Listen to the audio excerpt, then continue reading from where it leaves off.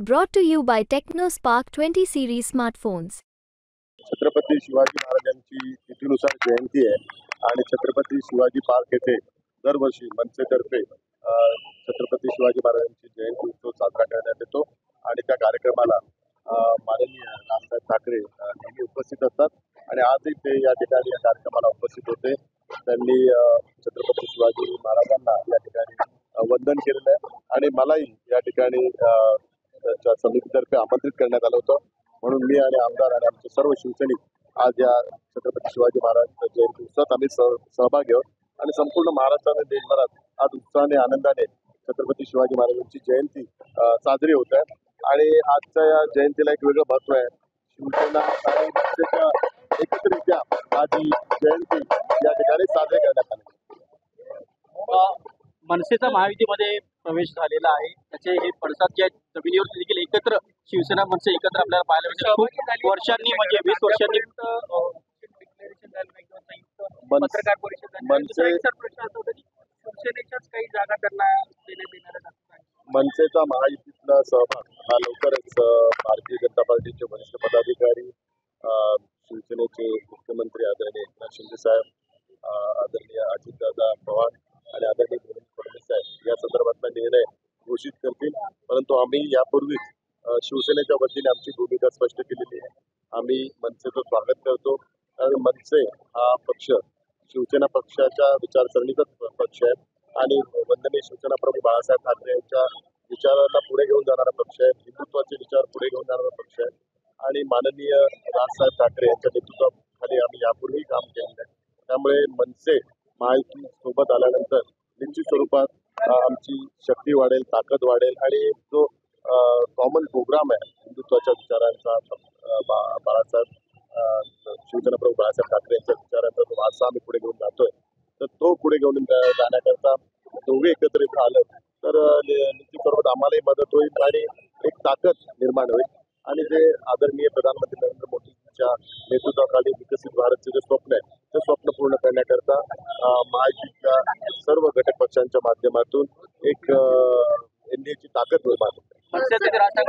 तुमची चर्चा देखील इथे झालेली पाहायला म्हणजे काय चर्चा झाली?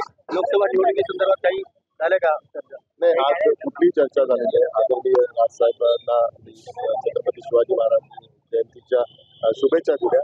बाकी त्या व्यतिरिक्त कुठली चर्चा झाली निवडणुकीच्या तोंडावरती अनेक हालचाली घडत आहेत. असं म्हटलं जात आहे की भाजपाने शिवसेनेच्या काही खासदारांचा सर्वे केला, तो सर्वे निगेटिव्ह आलेला आहे आणि त्याच्यामुळे जे सध्याचे खासदार आहे अनेकांची तिकीट कापली जाणार आहे.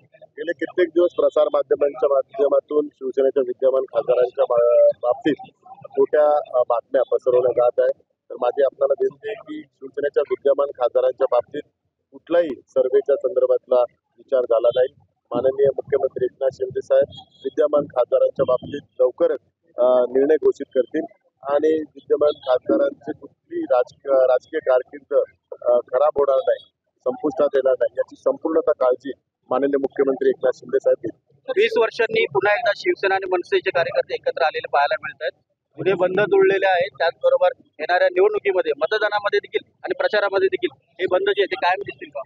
हे बंद यापूर्वी होते परंतु ते म्हणजे अदृश्य स्वरूपात होते, परंतु आता तुम्हाला आज दृश्य स्वरूपात हे बंद सर्व दिसलेले आहे. आमचं खऱ्या अर्थाने मनसेचे पदाधिकारी असेल आम्ही सर्वजण एकत्रित यापूर्वी पण काम केलेलं आहे, मधल्या काळात पण काम करत होतो, परंतु ऑफिशियली युती नसल्या कारणामुळे आम्ही ऑफिशियली पुढे येत नव्हतो.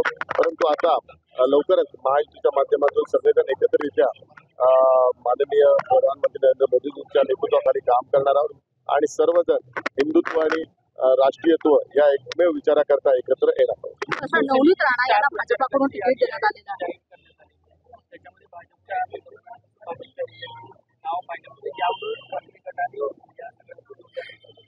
आपल्या सर्वांना सांगू देतो की आता ही निवडणूक शिवसेने, भारतीय जनता पार्टी किंवा राष्ट्रवादी किंवा भविष्यात मनसेसोबत असणार त्या पक्षाची व्यक्तिगत निवडणूक नाही. ही निवडणूक आहे आता महायुतीची आणि आम्ही सर्वजण महायुतीच्या उमेदवारांच्या माध्यमातूनच लोकांसमोर सामोरं जाणार आहोत. आम्ही केवळ शिवसेनेचा उमेदवार म्हणून लोकांसमोर जाणार नाही, महायुतीच्या माध्यमातून लोकांसमोर जाणार आहोत त्यामुळे जे काही आमचे स्टार प्रचारक आहेत ते महायुतीचे जे स्टार प्रचारक आहेत ते सगळ्यांचे, तर त्यामुळे महायुतीचा स्टार प्रचारकची ती घोषणा झालेली आहे. त्यामुळे आता व्यक्तिगत पक्षाचा स्वार्थ आता आम्ही सर्वांनी बाजू ठेवलेला आहे. 45च्या पेक्षा जर जागा जास्त जिंकायचं असेल तर प्रत्येकाने स्वतःची महत्वाकांक्षा, स्वतःचा पक्षाचा व्यक्तिगत स्वार्थ बाजूला ठेवून महायुतीच्या माध्यमातून निवडणूक जर लढली तर 45 पेक्षा जागा जिंकू शकतं, हे आता चित्र स्पष्ट झालेलं आहे. म्हणून आता सर्वजण पक्षीय मतभेद विसरून एकमेकाचा पक्षाचा सन्मान राहून एक सूत्री कार्यक्रम आम्ही राबवू. मनसेचे राज ठाकरे हे देखील नवनीत राणा महायुतीचे यांना स्टार प्रचारक भाजपने असतील का? तिकीट दिलेलं आहे, त्याच्यामुळे अडसूळ यांनी असं म्हटलेलं आहे की मी आता अपक्ष जे आहे ते उमेदवारी हे करणार आहे. नाही, आदरणीय शिवसेना नेते अडसूळ साहेबांनी असं कुठलंही वक्तव्य केलेलं नाहीये. मी वारंवार सांगतोय की शिवसेनेच्या उमेदवारांच्या बाबतीत आणि शिवसेनेच्या विद्यमान खासदारांच्या बाबत काही लोक खोट्या बातम्या पसरवत आहेत. त्यामुळे प्रसारमाध्यमांच्या माध्यमातून खोट्या बातम्या पसरवल्यामुळे त्यांच्या मतदारसंघात पण वातावरण खराब झालेलं आहे आणि एक राजकीय वातावरण पण खराब झालेलं आहे. परंतु विद्यमान खासदार असतील किंवा शिवसेना नेते असेल यांच्या कुठलंही महायुतीच्या विरोधात वक्तव्य झालं नाहीये आणि त्यांनी केलेलं पण नाहीये. सगळेजण आता महायुतीचं काम करणार आहे आणि सर्व विद्यमान खासदारांचा सन्मान राखला जाईल अशी ग्वाही माननीय मुख्यमंत्री एकनाथ शिंदे साहेबांनी दिली आहे. कालही त्या बैठकीला होते वर्षा बंगल्यावर आणि कालही त्यांनी माननीय मुख्यमंत्री साहेबांनी माननीय मुख्यमंत्री साहेब बैठक झाली. नाही, असं कुठलीही त्यांनी वक्तव्य केलं नाही.